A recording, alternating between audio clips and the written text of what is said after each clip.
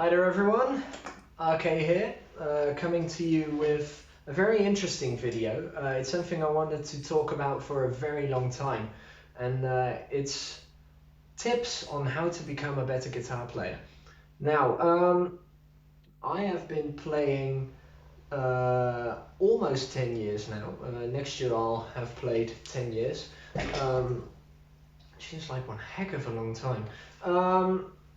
So I thought I'd share with you a few things that I've learned in the past couple of years playing guitar more seriously, more professionally. So let's dive right into it. The first thing I want to talk to you guys about is rhythm, and specifically play with a metronome. Now, you might say, oh, but okay, that sounds really boring, and I don't really see the benefits from playing with a metronome, and I don't want to put a lot of time in playing with this annoying clicking noise in the background. I just want to have fun. And to that, I would say, lazy, all of you. No. So, why do I think it's important for musicians to learn how to play with a metronome? It's simply because of the fact that I've had to learn this myself the hard way. Um, 2 years ago, I started to do professional recording sessions in studios and stuff. And the first few times I did recording gigs, I was really bad. I had to have 10 takes before I was able to nail pretty simple rhythm parts and lead parts. Whereas live, I would nail that no problem because the live environment and the recording environment are so vastly different. As soon as that red light turns on and you see and you hear the click track, it's a completely different way of playing than playing live because everything is on grid and everything needs to be precise. Now, metronome playing is very important simply because of the fact that as soon as you record something, you are right up the listener's ear, and feel is going to be everything. Now, in a live setting, if you are do if you are doing a rhythm guitar thing in a live setting and you've got 90% of the stuff right, great, no problem, right? The audience is likely not to notice, your mistakes or your sloppiness timing wise. But as soon as you're on a record and you've played a sloppy take on there, the audience will be likely to notice it. And that's simply because of the fact that when you are recording, you are right up the audience's ear, and the feel of the record gets massively changed if one of the musicians deviates from the feel that we have all agreed upon at the beginning of creating the record. So if I am playing a guitar part, especially like single note funk lines are very susceptible to this. And if you can nail those one note funk lines when playing to a click track, you've got good time feeling. That's basically a small rule of thumb I'm using. So if I would be playing something like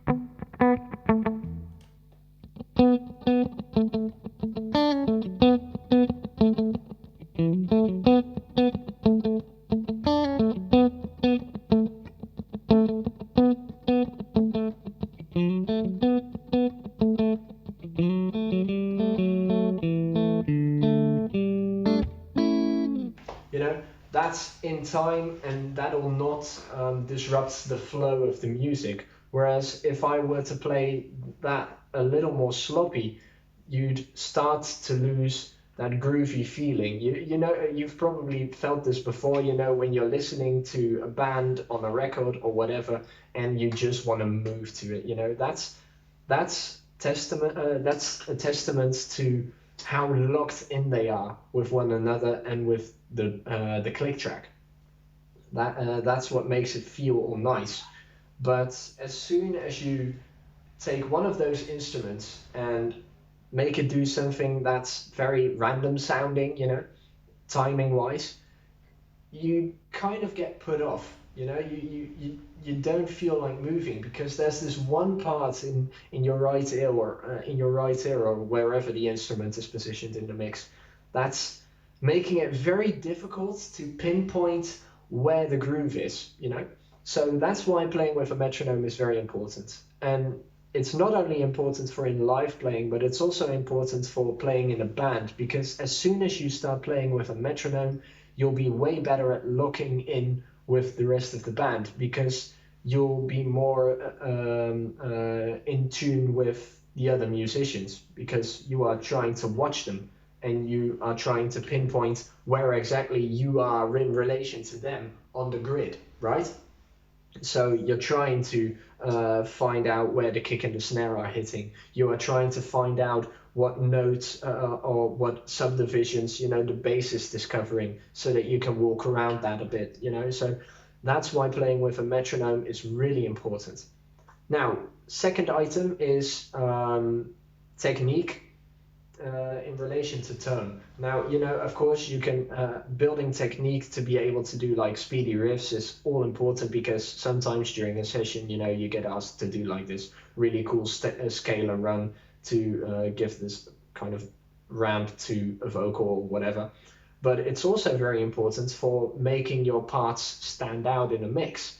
So the basic gist I'm getting to is that these two hands need to be in complete sync with one another. If I'm doing something with this hand, I want this hand to do exactly the same thing, exactly at the same time, because then my playing will not sound sloppy and it will not distract the listener from enjoying the song. So if I am playing something like you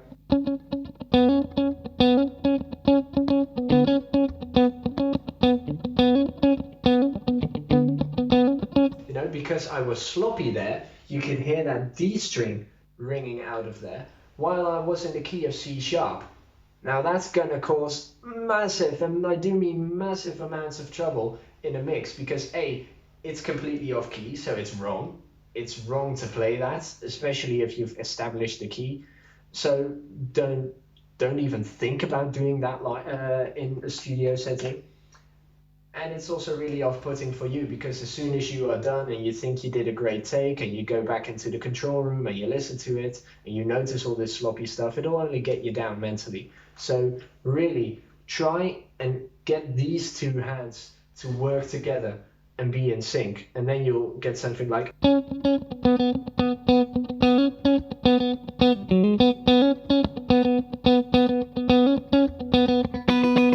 you know, and then it'll sound nice. It'll sound like you've got a great feel. It'll not, it won't distract the listener because it's serving the song and it's in there. It's not trying to poke out because it's got a wrong note or sloppy technique. It'll sound cleaner and your tone will get better. So especially on distorted sounds, you know, if you are doing a quick scale run, you're like, you know, that's without delays or anything. So that's just a dry guitar overdrive into an amp. No processing in the DAW, by the way, on anything you hear in this video. If you are doing something like, you know, it's all over the place, you don't really hear the notes clearly. I was also kind of floating around timing wise, so that's not good.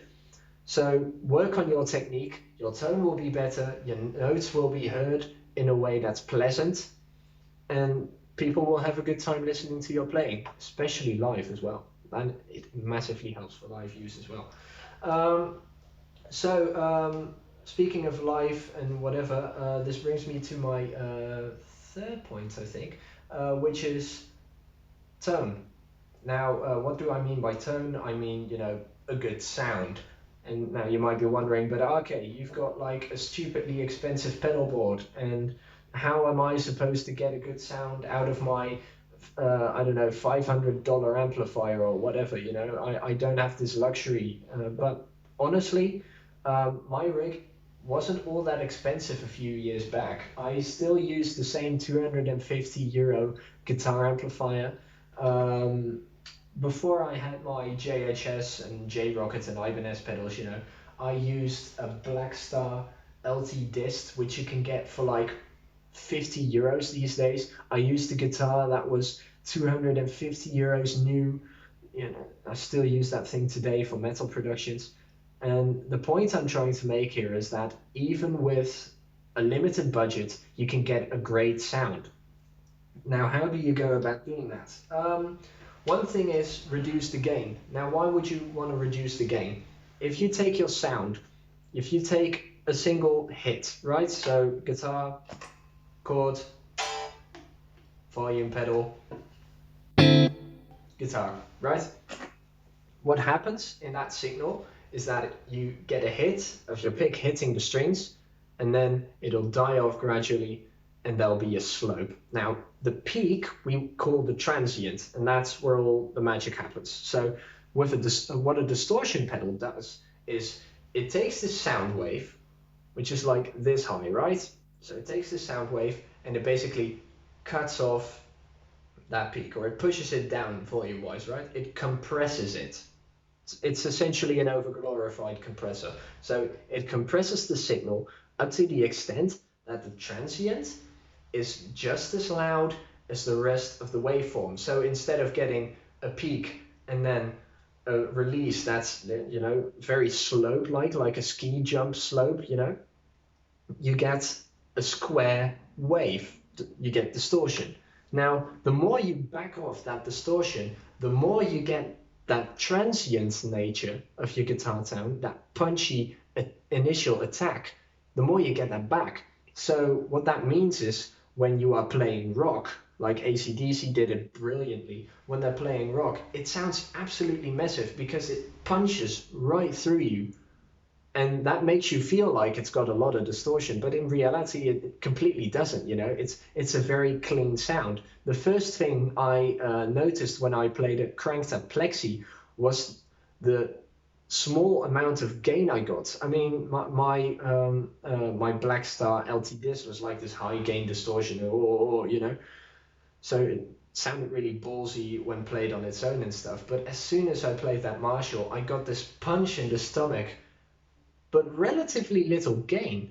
So that made me revise my guitar tone, and I sounded way better after just dialing back the gain. I mean, surely you're going to have to work on your technique, but if you do that, you're going to love the benefits of having less gain. Second thing you can do to really improve your tone is know how to EQ according to what you want your sound to achieve. Now, in a live setting, of course, you will want to be heard, so you can boost up those mids a little bit more than you would in a studio just to cut through. But in a studio setting, I might be inclined to use a scoop, more of a scooped mid-range sound for like rhythm parts or anything that is playing at the same time as the vocalist is singing. Because the most important thing in a production, like it or not, guitar players, it's not your guitar tone, it's the vocalist. So if you dial in your guitar tones to sound great without interfering with the vocals frequencies wise, you'll get the best of both worlds, because the listener will hear an electric guitar. They won't focus on, oh, I wonder what kind of silicon fuzz he used on this thing. You know, they won't notice any of that. They will just hear a great guitar tone that's supporting the vocal, and my God, that vocalist sounds great. That's what the audience will be thinking. So anything that's not supposed to get in the way of any other thing in a mix, dial back the mids. But as soon as you play that guitar solo, sure, go ahead, turn down those lows, get those mids up a little bit, be heard, you know, take your moment to shine, no problem. So EQ accordingly. Think about what you want your guitar to achieve in a certain part of the song, and EQ according to what you want it to do and what you want it to sound like. So yeah, that's that. So the fourth thing I want to talk to you guys about is be versatile.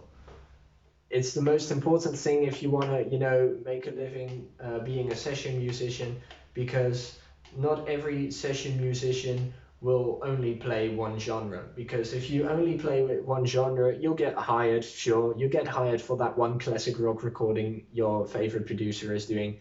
But all those pop productions and all those funk productions and all those other styles he or she might produce, he won't take you into account because he knows you can only play classic rock. Now, what's the fun in that, right?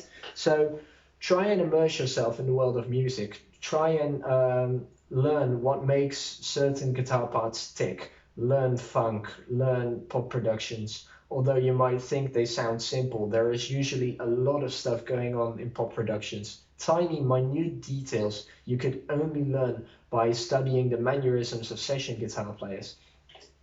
So really focus on that, and you'll get more attractive to people you want to work with, because as soon as a producer knows, oh, so this guy can play blues, but he can also play rock and funk, and he is really good at pop, I want to hire him for more of my stuff. So eventually he'll come to you for his pop productions, he'll come to you for his funk things, he'll come to you for his rock things, and he'll perhaps even want you to play some jazz guitar, you know. So be versatile if you want to be attractive to other people when in a hiring context. And it's also really fun because suddenly you can play along with pretty much anything on the radio, simply because you know what the things producers are looking for are, you know. So I hope you had some use of this video. So I'll be making a lot more of these videos in this strange lockdown period.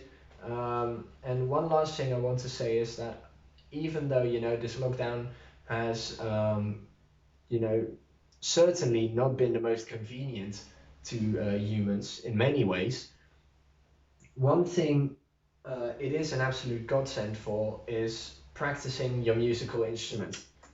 Honestly, I am also a student, yeah, so next to guitar playing, I'm also studying psychology, which means that my time is limited and I really need to think about what I want to invest my time in. But since this lockdown, I've been able to pick up the guitar more often. I've been able to work more on my music next to the whole studying thing. And that's made my life way, way easier in some of these senses. And my playing has skyrocketed simply because I've been able to find time to practice. So if you feel like you're in a rut during this lockdown, or if you want to learn something new, today is the day. Now is the chance. Go for it. Learn that difficult run. Try and transcribe some guitar solos. Play with a metronome. Work on your technique and have a lot of fun. So that's all I had to say today. I will be dropping some stuff in the description box below for you to check out. I'll be dropping my Fiverr link in there. So if you want me to play guitar in your next project, you can hit me up on there. I have recently released a single on Spotify, so I'll put a link to that as well. And if you found this video helpful, go and check out all of my other stuff. I've done some stuff about music theory. I've done some covers where I'm applying the stuff I talked to you about in the videos. So have fun checking that out. And until then, I'll see you next time.